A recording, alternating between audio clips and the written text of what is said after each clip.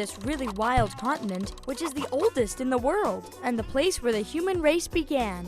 In Morocco, we'll sway to the music of the snake charmers as they hypnotize snakes and make them dance. Or maybe we'll be cool cats in Egypt. The ancient Egyptians thought of cats as mythical and sacred creatures. The ancient Egyptian word for cat was pronounced meow.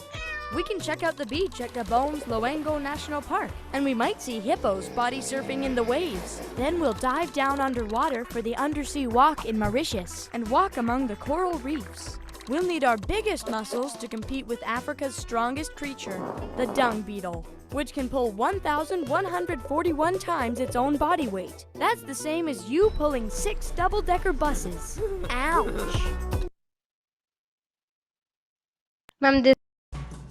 And on the west by the Atlantic Ocean. Africa has the world's largest desert, the Sahara, which runs almost coast to coast.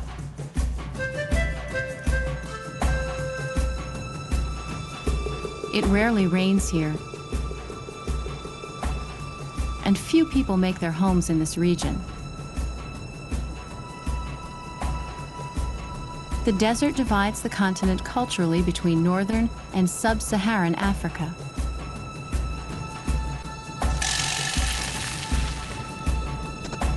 Most of the people who live north of the Sahara are Arabs, and most living south of it are black Africans.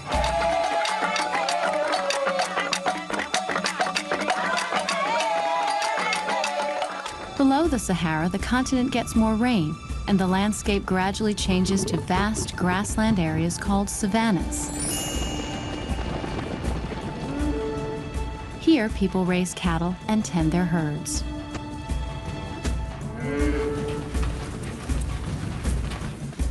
In the east runs Africa's longest river, the Nile. Beginning at Lake Victoria, it flows north 4,000 miles before emptying into the Mediterranean Sea.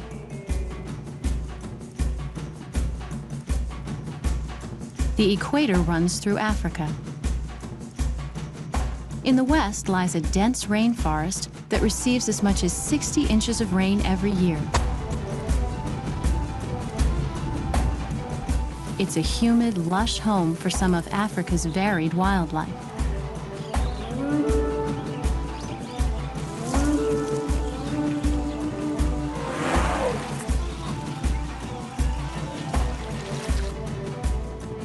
Further east along the equator is Africa's most distinctive feature, the there was a fire in Africa. The Earth's crust that was created as a result of prehistoric volcanic activity.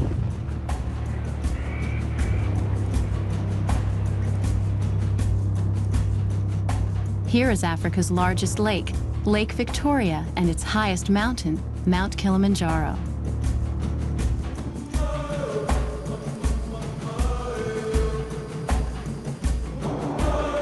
The grasslands of this region contain large herds of wild elephants, zebras, and antelope, as well as predators such as lions and cheetah. In the southern part of Africa is the Kalahari Desert. Most of this large sandy basin lies in the country of Botswana, but it also covers the eastern third of Namibia. Although it is very dry, this desert receives more rain than the Sahara. Africa has some 52 countries, more than any other continent.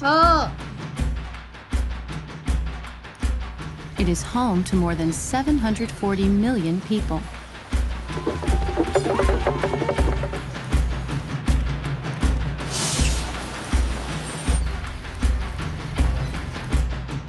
The country of Egypt straddles the Nile in the northeast. Algeria lies on the northwestern corner of this continent, bordering the Mediterranean Sea. Kenya, Ethiopia, and Tanzania are in the east. The country of South Africa sits at the southern tip of the continent. Congo is located in the central part of Africa. And in the west lie Nigeria, Mali, and Ghana. Africa boasts a unique geography that is home to a large variety of wildlife and peoples. And as a continent, it has the fastest growing population in the world today. Earliest civilizations. The northeast region of Africa is where the ancient Egyptians called home. With dry, desert conditions, life revolved around Africa's largest river, the Nile. The Nile flows north from the waters of Lake Victoria in the jungles of Tanzania and empties out into the Mediterranean Sea. Just before it flows into the Mediterranean Sea, it forms a large triangular delta that provides water to farms all over the region. Without much rain in Egypt, farming depended on the annual flooding of the Nile. The floodwaters saturated the banks to provide good farmland for the year. It's not a coincidence that one of the ancient Egyptians' most important gods was the god of the Nile. Much of North Africa shares a similar climate to Egypt, dry, desert-like conditions with little rain. There is a small strip of land in North Africa that has a Mediterranean climate and is good for agriculture. But just underneath this lies the vast expanse of the Sahara Desert. It stretches from the Atlantic Ocean in the west to the Red Sea in the east, and was a natural barrier to transportation in the ancient world. Sub-Saharan Africa. This is a quiz. Can we do it? Mm, Yes, it's just one question. Nile. Nile. Uh, River Nile. sorry. No, River Nile. He only told Nile, so I wrote. Great. The whole class is very great. Ma'am, I told River Nile. That's correct, ma'am. Okay, fine. The jungles and rainforests of the Congo River Basin. The jungles are very hot and humid, but are also very wet. The denseness of the area prevented substantial cities and settlements from forming other than on the coast. These jungles are also home to unique animal life. To the east of the jungles lie the highlands of Africa. These mountains are located on the Horn of Africa that juts out into the Indian Ocean. This range is the largest continuous mountain range in the continent. The elevation means the climate can be considered cooler than the rest of sub-Saharan Africa. There are flatter plateaus along the coast that help tie this region to the Middle East and India through trade. South of the highlands are the plains and savannas that make Africa famous. These are large areas of grasslands that are home to a lot of African wildlife and have a temperate climate with wet summers and dry winters. This region is also home to the tallest mountain in Africa, Mount Kilimanjaro, a dormant volcano that rises over 19,000 feet above sea level. This mountain and the area around it are considered a natural wonder. The southern region of Africa is also varied within itself. The coastal regions are relatively low-lying and smooth, but the interior can be hilly and rises in elevation to an interior plateau with some northern mountain ranges. There is good land for agriculture, and the southern tip of Africa, known as the Cape of Good Hope, offered respite for ships and sailors on the journey around the continent. Also off the southern coast of Africa is a natural wonder known as Table Mountain. It is a large, flat-topped mountain that attracts a lot of tourism today.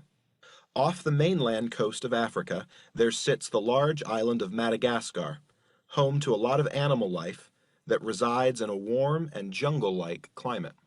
While Egyptian civilization is probably the most famous of Africa's early societies, other large kingdoms did form elsewhere. In the eastern highlands, the kingdom of Ethiopia rose to prominence. It is one of the oldest kingdoms in the world and was able to retain its independence during the scramble for Africa in the late 1800s. In West Africa, the Songhai Empire, centered around Timbuktu, became one of the most powerful kingdoms in the continent. However, the size and geographic diversity of the continent made unification impossible. The Sahara Desert equatorial rainforests, and mountains made trade and communication difficult. While some trade routes did exist, many of these regions were isolated from the others. East Africa was able to trade with Arabia and the Indian Ocean. Egypt was incorporated into the Mediterranean world. Western Africa traded with the North and the Mediterranean via trade caravan routes, but Southern Africa remained apart from the world for a very long time. Kilimanjaro. Yes, last option. Finally. Southern tip of Cape of Cape Good of Hope. Cape of Good Hope. Very good. Done. With the exception of a handful of trade routes and travelers.